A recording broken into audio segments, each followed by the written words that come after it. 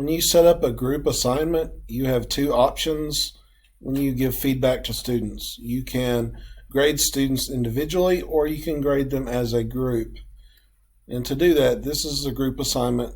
You go to Edit, and obviously you set up your points and all of this information.